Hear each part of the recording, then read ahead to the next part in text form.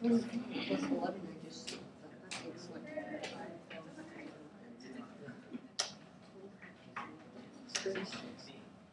what. Oh, yeah. Yeah, and then there's going across. Oh, wait, never mind, there's 25.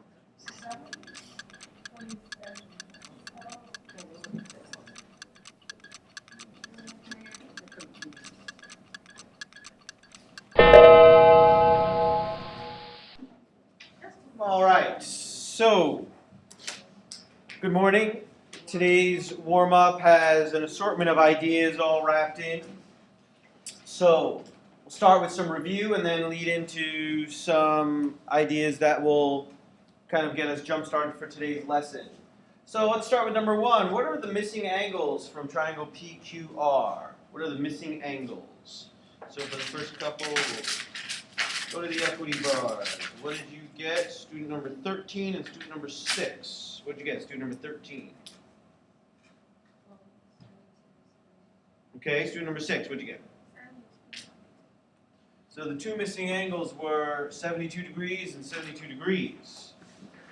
But what is the idea, the postulate, the theorem? What supports that? Start with Steven and then Kamoy. Okay. Okay, well, I'll accept both, but it is really the base angles theorem. But don't worry, Stephen, I made the same mistake myself. I get them confused a little bit. It is the base angles theorem. Kadir, what type of triangle does the base angles theorem apply to? Isosceles. Yeah, isosceles triangles. Very good. So now let's shift gears, and I'm not going to use the equity bars for this. There's 4 different shapes that make up the lute of Pythagoras. So first tell me pentagon, then someone else is going to tell me the obtuse isosceles triangle. So the third person is going to tell me the acute isosceles triangle, and the fourth person is going to tell me the kite. So I will rely on volunteers for this one. Who's figured it out? How many pentagons are there? Pentagons. Nathaniel? 9. What do you say? 9. 9, okay. How many obtuse isosceles triangles are there? How many obtuse isosceles triangles? Go ahead. 20. 20. How many acute isosceles triangles are there? Stephanie? 30. And how many kites are there? Kadir? 2. So it comes out to 5 pentagons, 20 obtuse isosceles triangles, 25 acute isosceles triangles, and 1 kite.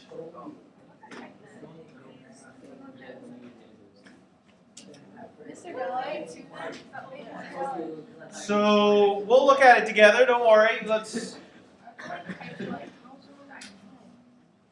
So here is the picture and the answer to number 4. So here's the picture, and now we can look at it a little bit differently. And so the picture comes shaded in, and you can see the shading's a little bit different for all the different parts. Now, if you were looking at overlapping figures, I could understand that. So if you said, for example, 9 pentagons because you included this big giant pentagon here, but the sides used for that pentagon are already used for other shapes. So I guess maybe the question could have been a little more clear. I don't know how to word it exactly, but I guess you can only use each segment once, maybe would be the way to say it.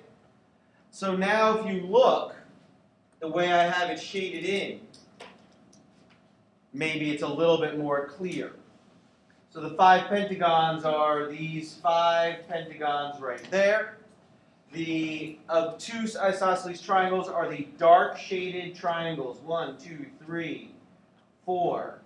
And then there's 1, 2, 3, 4. And then there's 1, 2, 3, 4. And then there's 1, 2, 3, 4. And then 1, 2, 3, 4. So there's a pattern going on here. And then the acute are basically the points of the star.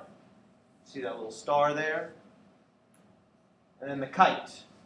The kite is all the way up at the top. If you said 2 because you included the whole loot, I understand. It's not a big deal. It's not really a matter of right or wrong. It's a matter of exploration.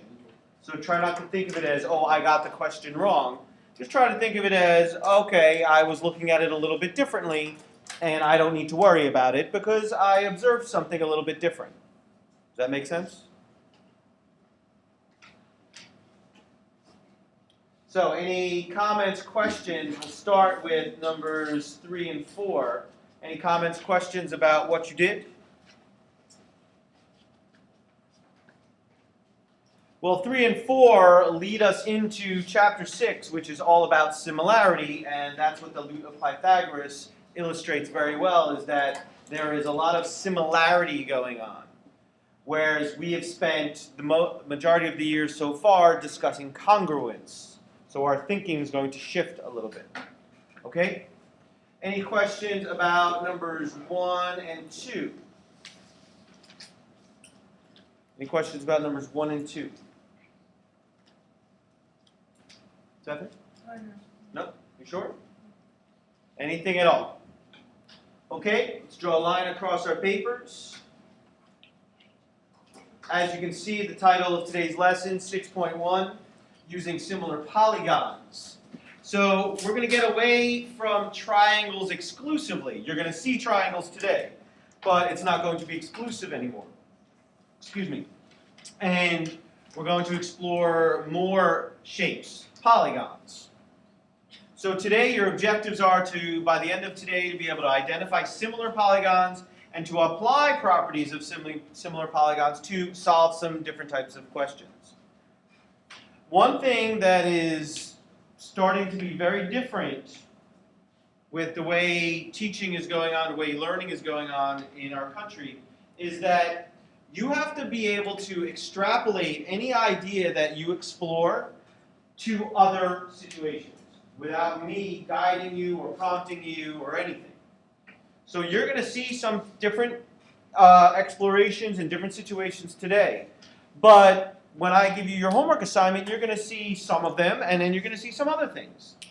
And you have to take the ideas you learned today and apply it to other situations. That's part of your job now as a learner. Okay? Any questions about that? So, some new vocabulary. You're going to see similar a lot. Similar polygons, similarity ratio, I'm not going to use very much, but you might see it in the textbook or on an assessment sometime. And scale factor we will be using a lot. Okay? So,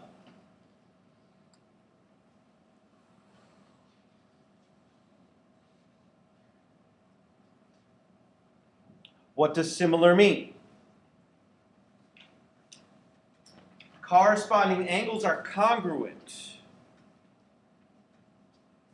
and side lengths are proportional. That's different than what we studied when we talked about congruent figures. So keys here are congruent angles, congruent angles, and side lengths are proportional, and that's going to be a major shift in your thinking.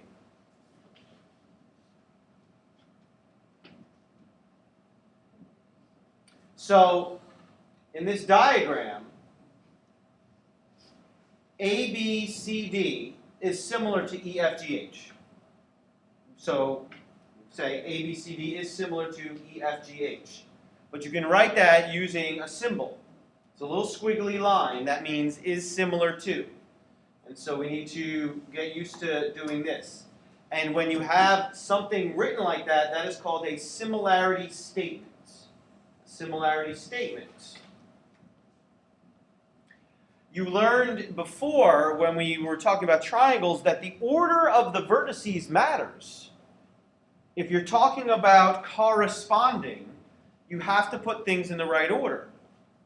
That applies as well no matter what, whether you're dealing with a triangle, a quadrilateral, any polygon. So A, B, C, D. A corresponds to E. So if you're going to put a similarity statement, A and E have to be in the same position. So you can't say ABCD is similar to HGFE. Everything has to be in the right order. Now, to prove, and this year is all about evidence and proof, to prove that these two figures are similar, to prove it, we have to demonstrate all of these things. We have to be able to show that the corresponding angles are congruent. So there would have to be evidence in the picture to show that angle A and angle E were congruent. That's not new for us. We're very good at that. However, here is the shift. Now, instead of looking for congruent lengths, instead of trying to say that AB is the same length as EF, we now have to look at everything together. And so what we will now explore is the ratio of those two sides the same as the ratio of another two pair of corresponding sides? So we'll look at AB over EF. What is that ratio? And now look at CD over GH. That ratio and that one will be exactly the same if you have similar figures. If they're not similar, then they won't be the same. Any questions about that? And it'll make much more sense as we explore different scenarios. Any questions? So now, on your cheat sheet, remember the cheat sheet is a good news, bad news. Good news, I've saved you a lot of time and effort. Bad news, you have to know all of it off the top of your head. So it's great that it's there for you, but I've eliminated the writing aspect, and sometimes the writing helps you. So, one theorem today. Perimeters of similar polygons theorem says that if you have two similar polygons, then their perimeters will be in the same ratio as the side lengths. So, if we say this,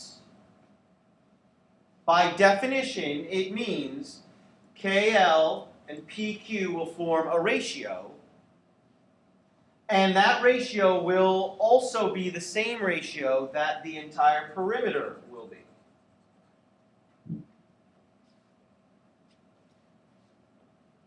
These will all come out the same.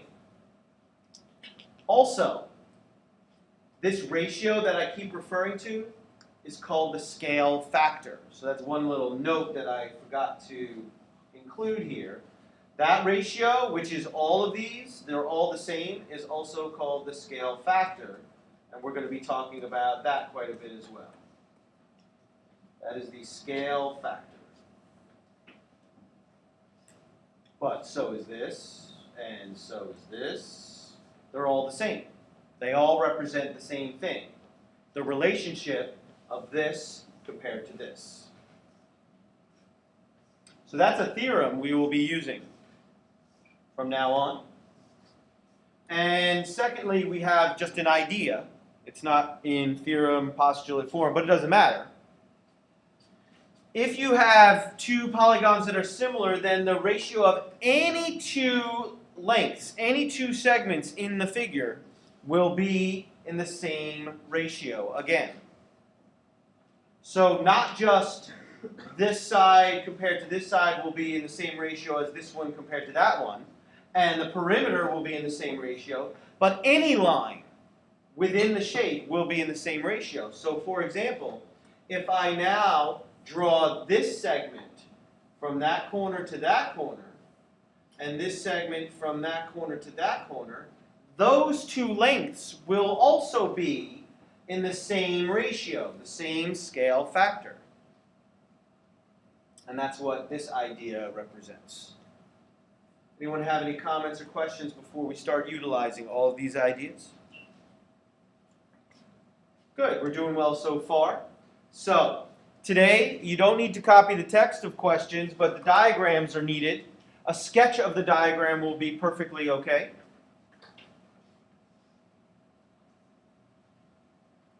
So we're going to start out the lesson and the activity by first learning how to prove that two polygons are similar.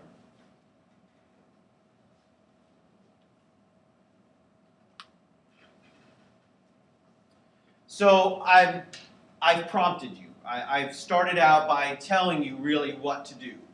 Determine if the polygons are similar by identifying the pairs of congruent angles. So the first thing we're going to have to do is pair up the angles and see if the corresponding angles are congruent. Then we need to check the ratios of the corresponding sides.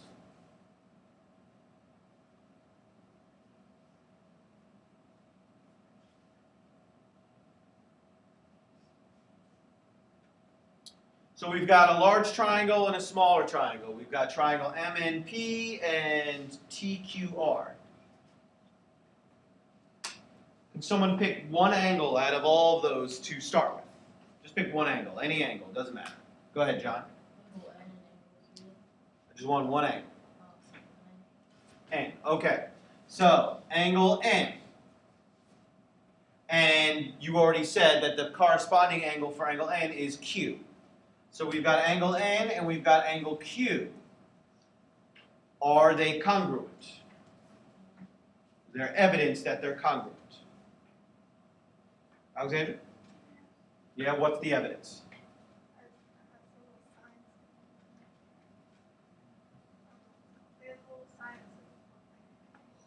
They're both what? 90. Oh, okay, yeah, they're both 90 degrees, of course. So we can say that that is congruent to that. Can someone pick another angle in either of the, well, let's start with the bigger triangle. Let's start with MNP. Go ahead, Nathaniel. All right, so let's start with angle P this time. And what's the corresponding angle for angle P? What is it? Angle R. So can we say that those two are congruent? Kalasia, what do you think? Can we say those two are congruent? We can? How come? So the evidence is right there. It says they're both 63 degrees, so we can say that they're congruent.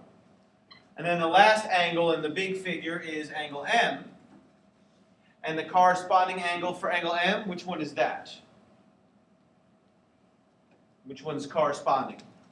Sharif? Angle T. Angle T, very good. Can we say that those two are congruent? Yes. We can? How so? Because if we can find the third angle. We can find the third angle. And we can find the third angle of both triangles, and we can see they're similar since the other two angles are similar. Okay, well, you're misusing some terminology, but I get the basic idea. So how? How can we find the third angle? The third angles theorem. What does the third angles theorem say?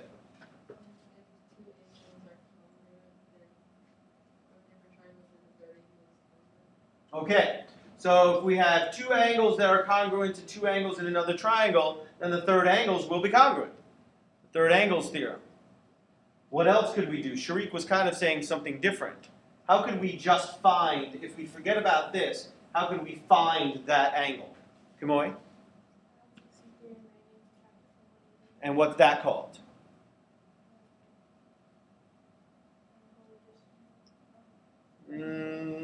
No, that's related, but okay. You know what it's called? What is it? Okay, so what was yours? Third angles theorem and the triangle sum theorem.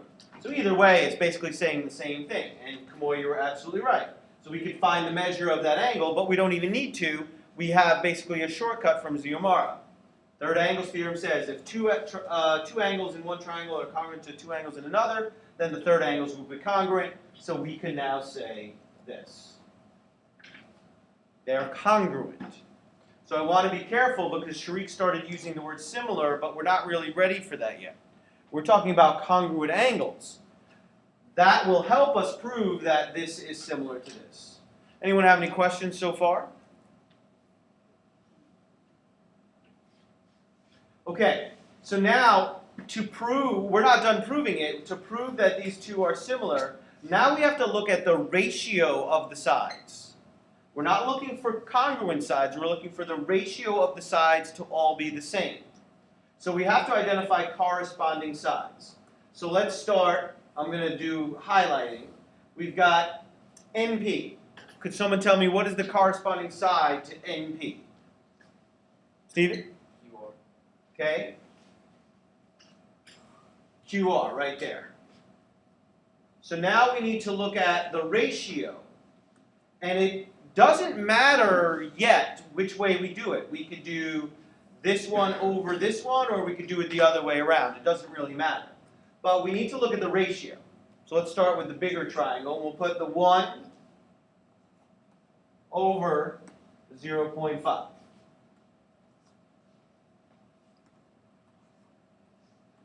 That's the ratio.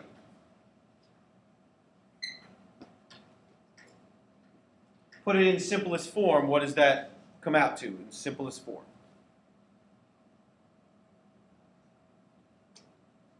Just saying a few people can do simplest form. Go ahead, Sharif. 2. Right, but it's a ratio, so we want the 2 over the 1 so we can see both parts of the ratio. So that's the yellow highlight. And so we have the ratio. Now we need to look at another one. So now let's look at MN. What's the corresponding side to MN? Sebastian, what do you see?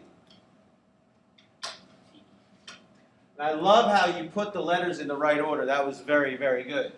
So MN is corresponding to TQ, and yeah, order matters. So let's start. Well, let's put down the ratio. And in the first time I did it, I started with the big triangle, and then I put it over the small triangle. So I'm going to put it 2 over 1, and put that in simplest form. And it's already in simplest form. And that is the ratio for my green highlight. And now the third one. We've got MP. What's the corresponding side to MP? Go ahead, come on. TR, very good. And so again, form the ratio. We've got 2.2 over the 1.1. Put that in simplest form. What is that in simplest form?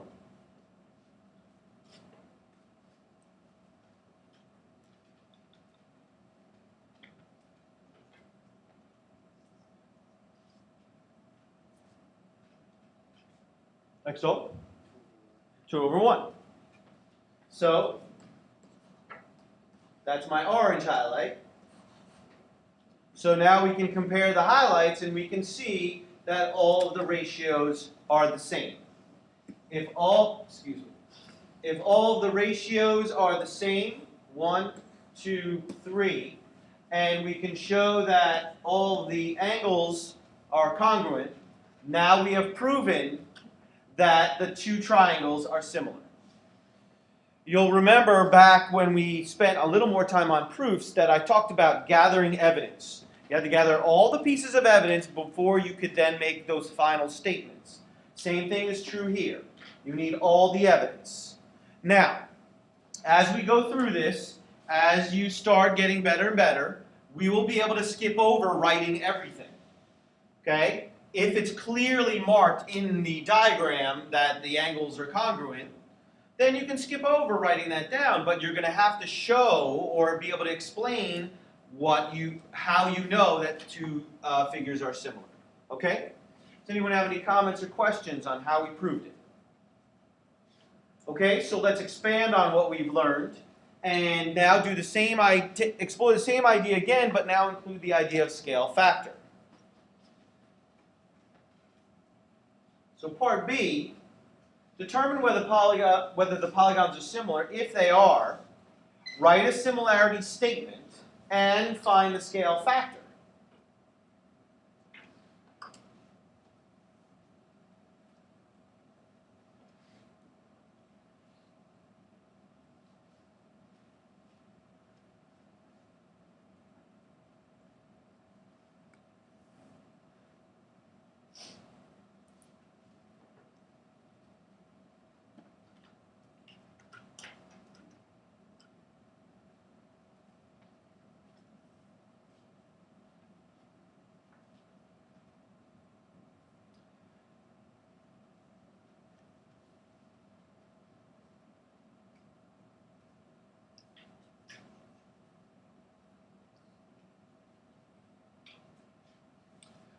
So if they're similar, write a similarity statement.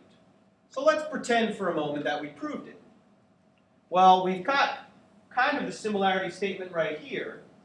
At the end, we would like to write z, y, x, w is similar to f, g, h, j. We would like to write that and circle it. However, we need the evidence. So we have to gather evidence. We're geometry investigators. That's what we do. Okay? So this is what we want to say, but I'm not going to circle it yet because we're not ready yet. So let's gather evidence. We need to show that all the corresponding angles are congruent and the side lengths are in proportion. In other words, they all form the same ratio. So normally I would say we have to write everything out. So normally I'd say, okay, angle F is congruent to angle Z. Those are corresponding. And I can see the single arc mark. But we can clearly see, we're a very bright group of young people, we can clearly see one arc mark, those are congruent. Double arc mark, those are congruent. Triple arc mark, those are congruent, and the right angle symbol means those are congruent. So I'm okay with us not writing down these pieces of evidence because they're clearly marked in the diagram. But you have to be able to explain to somebody that you discovered it by looking at the diagram. But now the ratios not clearly marked. So we need the ratios. So could someone give us the first ratio, however you look at the total diagram, what's the first ratio that you would write down?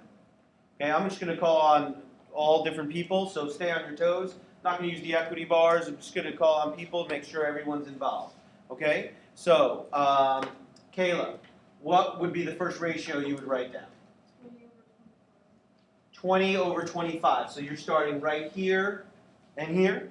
Okay, so let's do that. 20 over 25. Okay, what's the second ratio that you would write down? Dayanara, what do you think?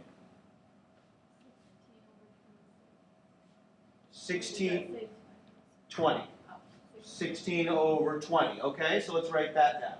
16 over 20. What's the third ratio we would write down? Sebastian. 12 over 15. 12 over 15. Good. So we're staying consistent. We're starting with the smaller shape on the left and then putting it over the bigger shape on the right. Okay, good. And what would the last one be? What would the last one be, Stephanie T? 24 over 30.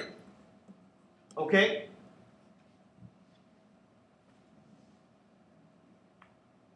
Good. So we have the ratios. Anyone notice anything, any issues?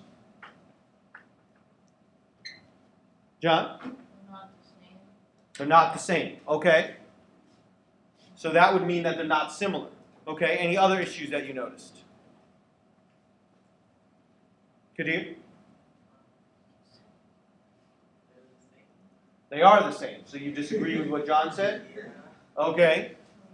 So I'm looking for issues. Not even ready to really compare them yet. Eric? Not simplified, okay? So we need to simplify them to see whether or not they're the same. Any other issues? Some of you are doing a great job going ahead. That's fine. However, some of you are going to have to rewind a little bit. So do you see this right here that I got from here? It says we would like to write a similarity statement to find the scale factor of that, and I'd like that statement. That's not the same statement as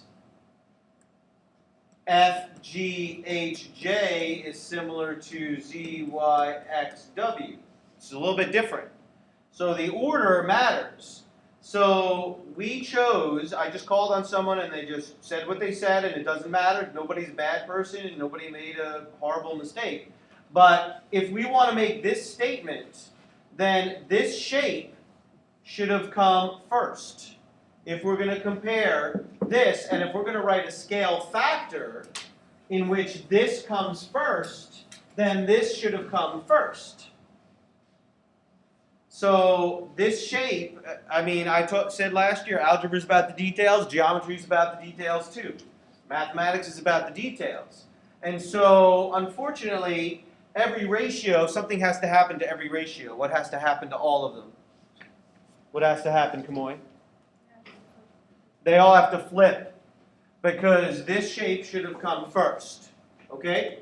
So, it's okay. You're still learning, and we're still exploring and trying to figure out what's going on. So, it's not a big deal. So, we're just going to rewrite these so that the correct shape is on top. If I ask you for a scale factor, and I give you the order, then the order matters. So now we have to start with the bigger shape first. But we'll start with what Kayla said, 25 over 20. And we'll go around 20 over 16. And 15 over 12. And 30 over 24. And Eric said that these were not in simplest form, and of course he's right. And we need to put them in simplest form. So simplify all of them. 25 over 20. It's both divisible by what? Both divisible by what? Matthew. Both divisible by 5. So that's going to be 5 over 4. What about 20 over 16? What's that going to simplify to? Stephen? What is it divisible by? It's 5 over. But what is it divisible by? 4. Good. 5 over 4, absolutely. And what about 15 over 12? What will that simplify to? Stephanie? 5 over 4. What are they both divisible by? 3. Good. And what about 30 over 24? Zumar? Good. And it will come out to 5 over 4. And now we can say that the ratios are all equal, and this is the final piece of evidence that we needed. We had the corresponding angles congruent. We needed to demonstrate that the ratios were all equal. Now we can say this. And then I've asked for the scale factor of ZYXW to FGHJ, and the scale factor is the same thing as that ratio. Scale factor is going to be 5 to 4, or you could write it as a ratio like this. Either way is fine.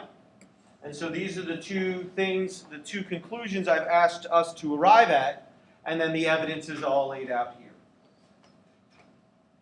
Anyone have any comments or questions on what we did?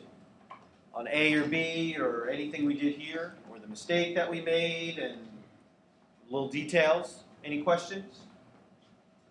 Okay. So checkpoint number 1. Determine whether the polygons are similar. If they are, write a similarity statement and find the scale factor of EFGH to KLMN. You got 2 minutes.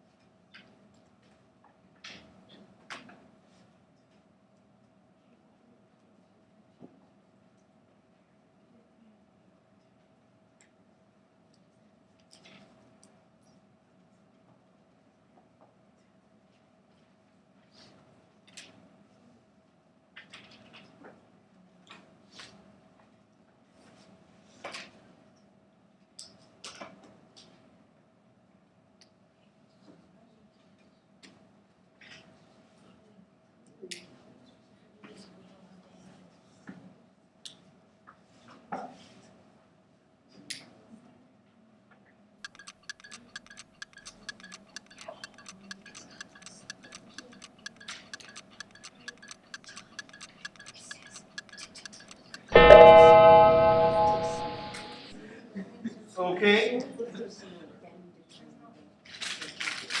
Okay, so equity bars, let's see how we did. We got student number 21, 4, 7, and 14. Student number 21, what'd you put?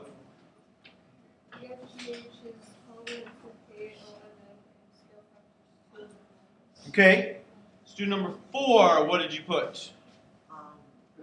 You're not, well, you're not sure if they're similar because there's no angles. Okay, student number 7, what did you put? So confusing. Okay, student number 14, what did you put?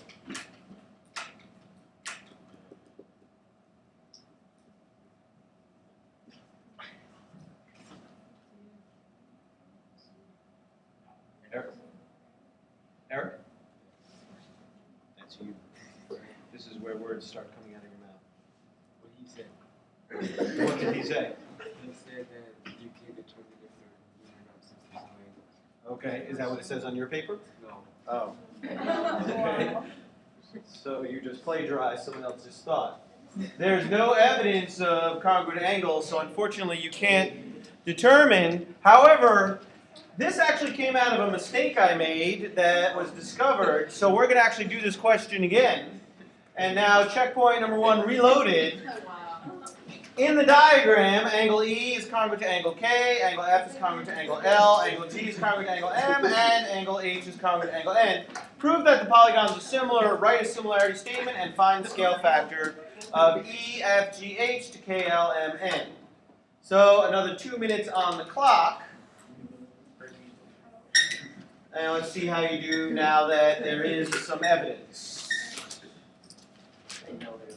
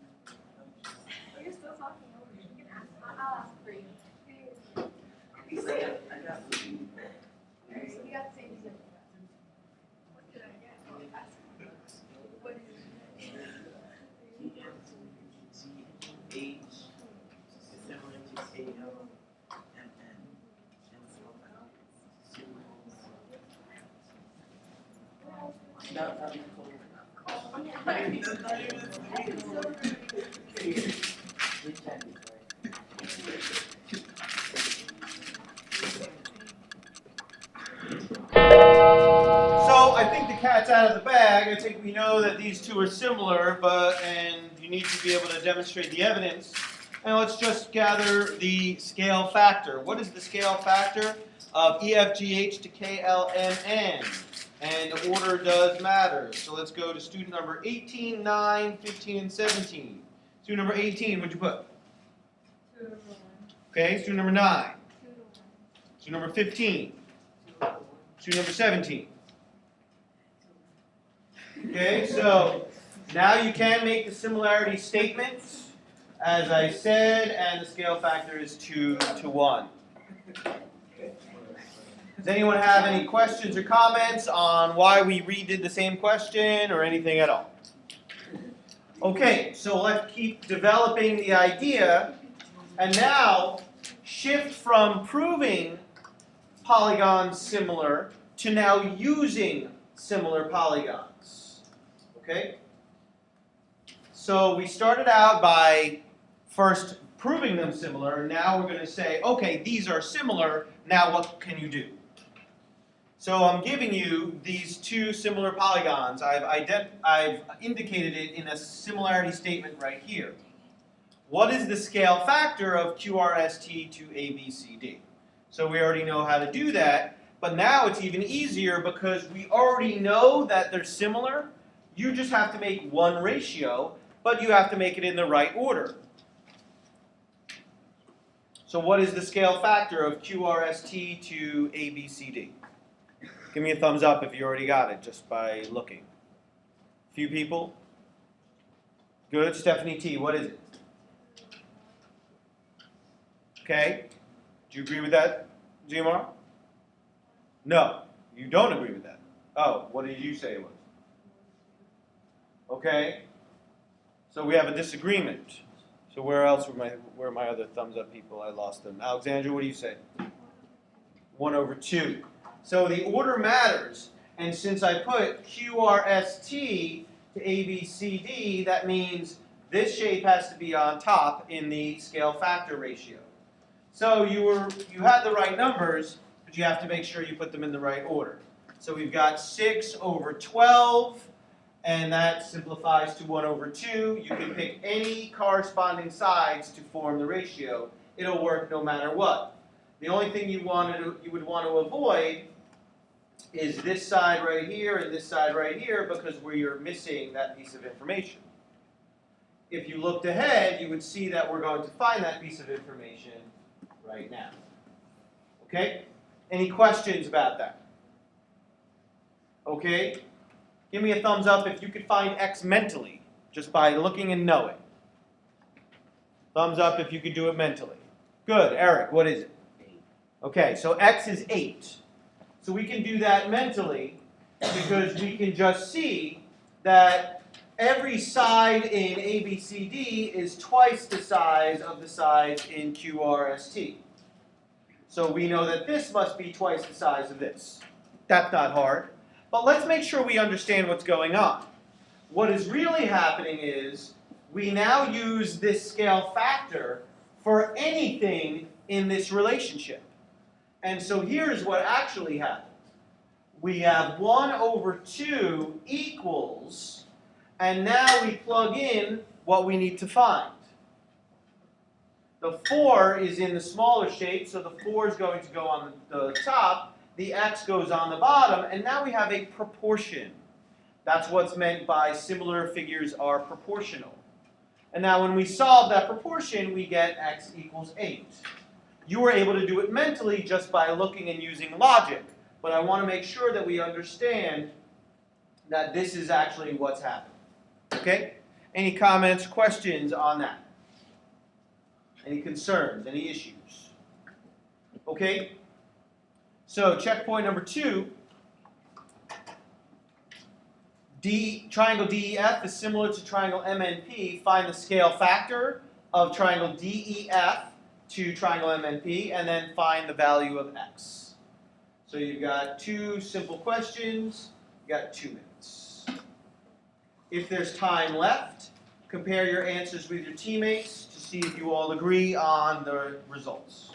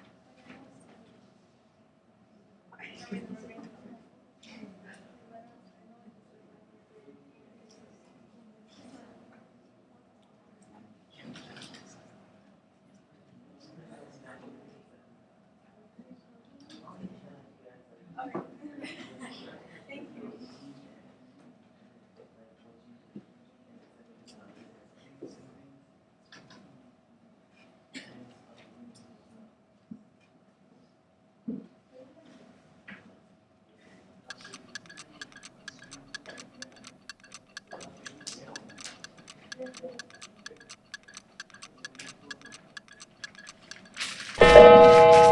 right, what is the scale factor? I got students 15 and 14. Students 15 and 14. What's the scale factor? 3 over 4. You both think it's 3 to 4. It is 3 to 4. And what about the value of x? I got student 20 and student number 21. Student number 20, what'd you get? Both think it's 15? It is 15. Any concerns or issues with checkpoint number 2? Any concerns, any problems? Okay. And so now we'll apply it to a real scenario. You do not need to copy the text of the question, and you certainly don't need to draw an elaborate diagram, but a diagram will be necessary.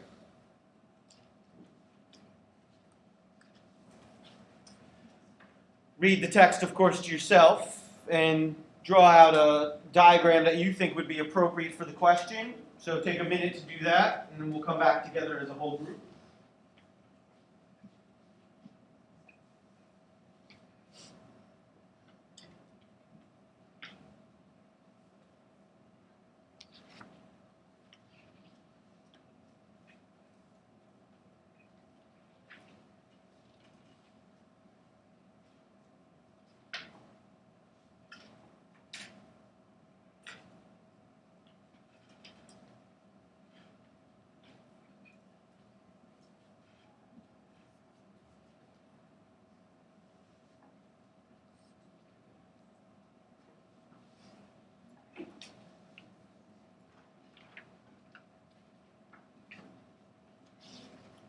Okay.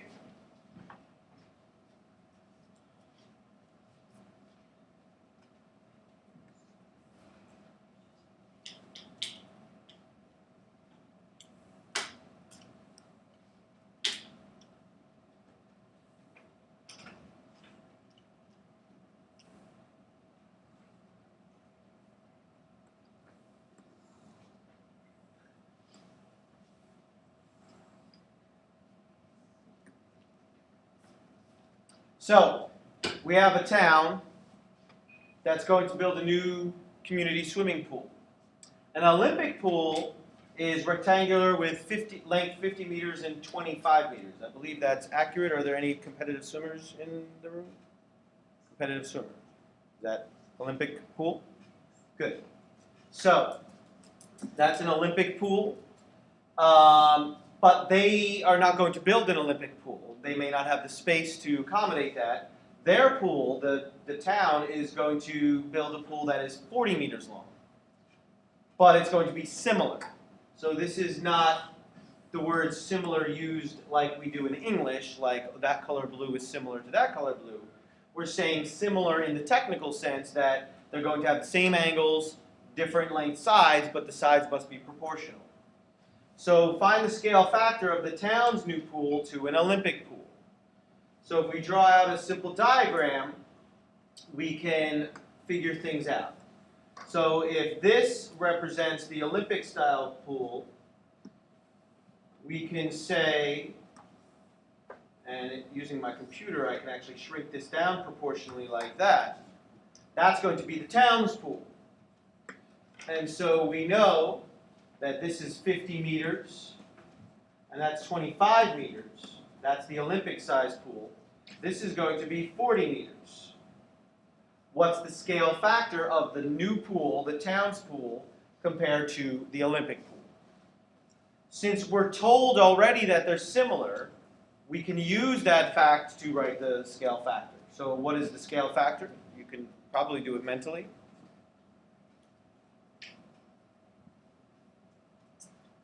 Or how can I find it? Matthew? Yeah, it's going to be 4 over 5. How'd you find that, Matthew?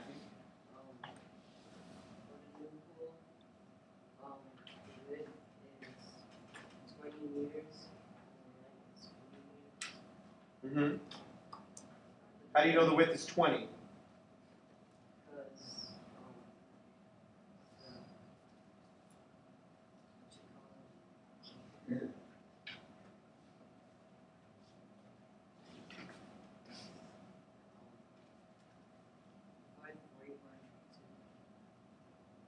Okay? So how'd you figure that out? Why? Okay, so you use the relationship of the length to the width to find the length and the width here. Okay? But I'm asking for the scale factor, so how'd you get the 4/5? Because that gets you the 20 here. Where's 4/5? Okay, so did we need the 20 to find the scale factor? Okay, so we didn't need the 20. In fact, you're going to see in a moment that I don't want the 20. Okay, but we can identify the scale factor by putting the 40 over the 50 and then put that in simplest form, so it's 4/5. Okay? There's a reason why I don't want the 20. I don't want the 20. Part B, find the perimeter of an Olympic pool and the town's new pool. So now what I want to do is something different. I want to use this ratio because the perimeters of similar figures theorem says that the perimeter will be in the same ratio as the corresponding side lengths, which is this right here. So we can use the theorem to figure something out rather than finding bits of information and then finding things out. So we're going to use this ratio. We're going to use the 4/5. This is to figure out the perimeter.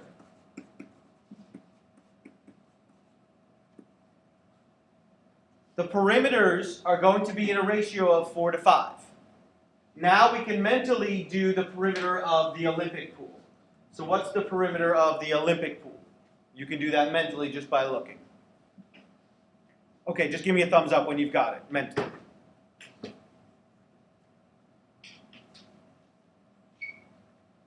Kalasia, what is it? It's 150 meters, okay? So we now have the scale factor, and we now know the perimeter of the Olympic pool is 150. We can now find the perimeter of the new town's pool without having to do anything. Without having to find this number and then add them all up, we could do the quick calculation or do some mental math to find it. If you don't know how to get from here to here, you can do cross products, whatever you need to get the answer, but you could just use some simple mental math. And so what does the perimeter of the town pool come out to? Got 3 people who got it? Okay, give me a thumbs up when you got it. Okay, Sharik, what is it? 120. You're sure? Yeah. That the perimeter here is going to be 120? Absolutely.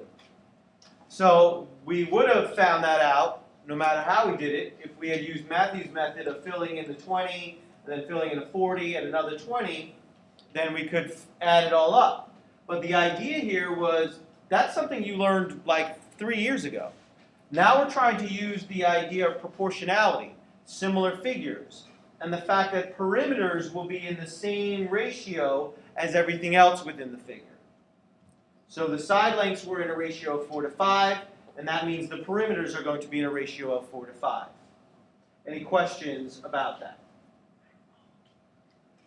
Any questions, concerns? Okay, so let's see how you do in the final assignment, final activity.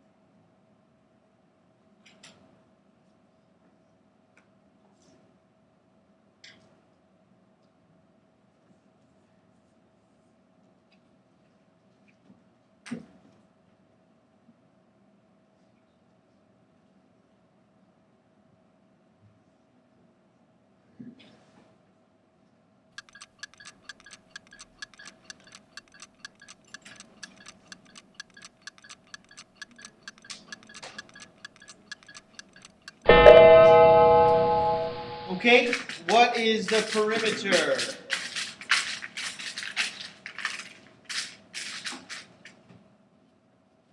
Got student number 5, 1, 16, and 18. Student number 5, what did you put?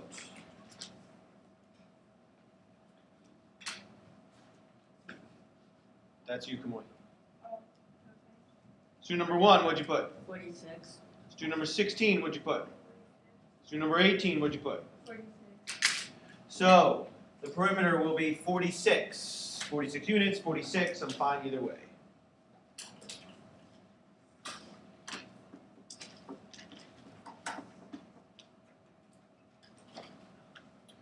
So, what is the scale factor in this? And in this case, it doesn't really matter which way you express it. What's the scale factor, John?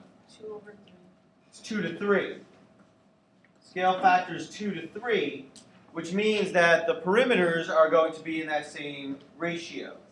So if you find the perimeter of this and put that right here, you can find the perimeter of the other shape. You can do some mental math. 18 and 12 adds up to 30. 15 and 15 adds up to 30. 30 and 30 is 60. And 69. Solve the proportion. You get 46. Anyone have any comments, questions on how we did this? Okay, draw a line across your paper. Your homework is page 362. You're going to do numbers 7 through 17, 19 through 26. I could have written 31 to 34, but I wrote it separately so that you could see that 33 was worth 3 points, and 34 is worth 3 points. Each part is worth a point. So it's a total of 27 points. We will have a quiz next week.